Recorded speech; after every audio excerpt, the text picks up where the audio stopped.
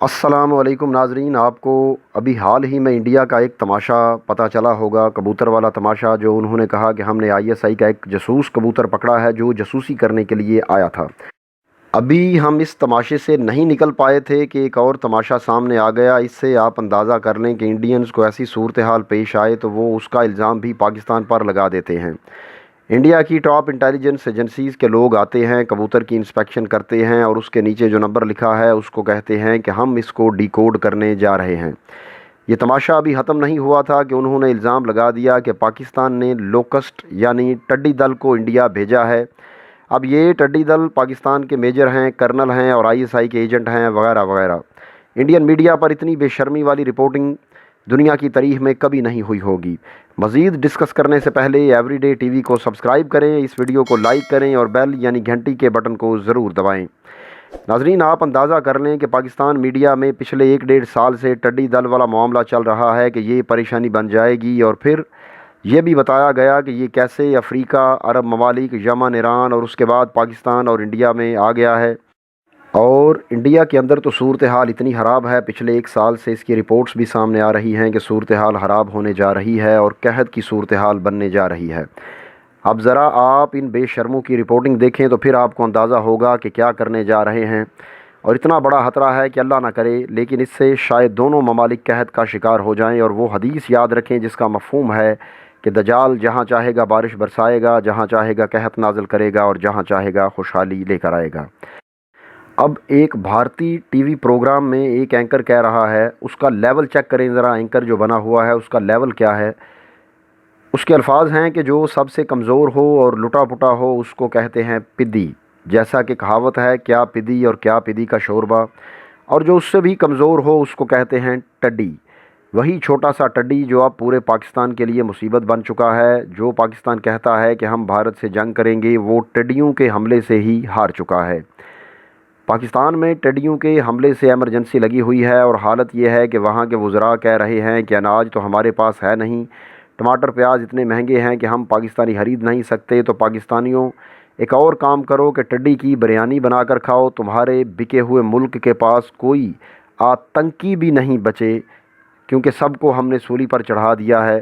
तो नाजरीन, आप ये समझ रहे हैं कि वो क्या कहना चाह रहा है।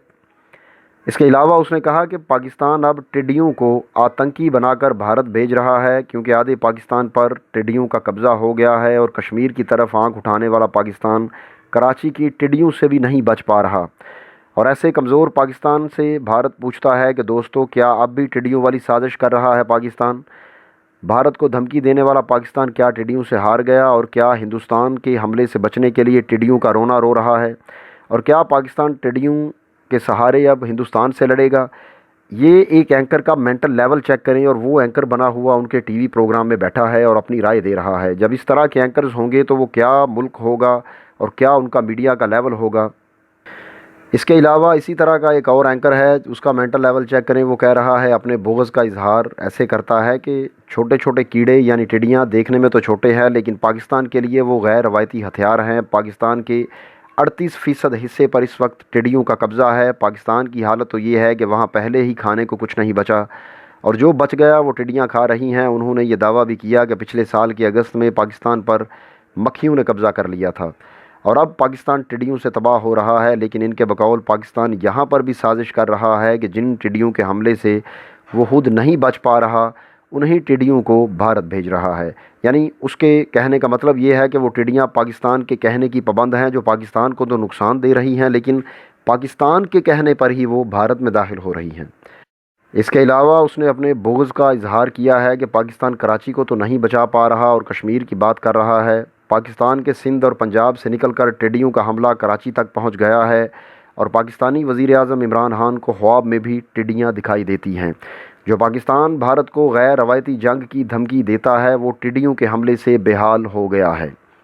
इसके अलावा भी और बहुत तरह का घटिया और गलीज़ प्रोपेगेंडा पाकिस्तान के ख़िलाफ़ ज़ोर शोर से जारी है। असल में इंडिया, इनके मीडिया के पास बेचने के लिए कुछ भी नहीं है। वो कोई चूरन बेच नहीं सकते, क्योंकि चाइना ने उनको गर्दन से पकड़ लिया है। और आप जानते हैं कि चाइना ने उन्हें कहा है कि आर्टिकल 370 और 35A जो मनसूख किया है उसको वापस बहाल करें और लद्दाख का पुराना स्टेटस बहाल करें, तब हम वापस जाएंगे। इसके बाद मोदी ट्रंप को फ़ोन करके वहाँ से भीख मांगता है कि मुझे बचाओ, और सूरत हाल ये है कि वहाँ चाइना को जवाब देने के लिए इनके पास कुछ नहीं है।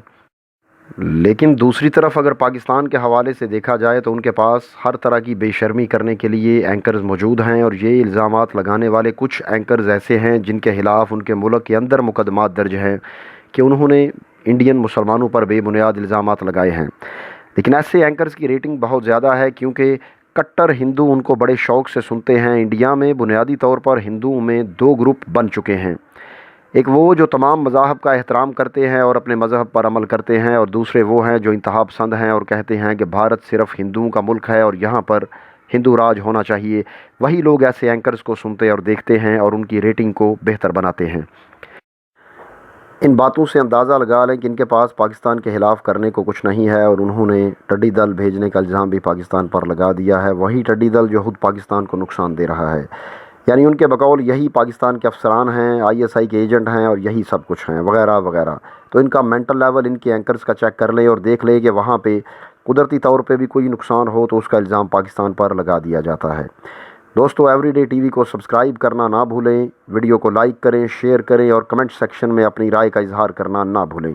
इस वीडियो को लाइक करें, हमें इस वीडियो के लिए 100 लाइक्स की ज़रूरत है। तो सबसे पहले इस वीडियो को लाइक करें और अगली वीडियो आने तक के लिए हमें इजाज़त दीजिए। अल्लाह हाफिज़।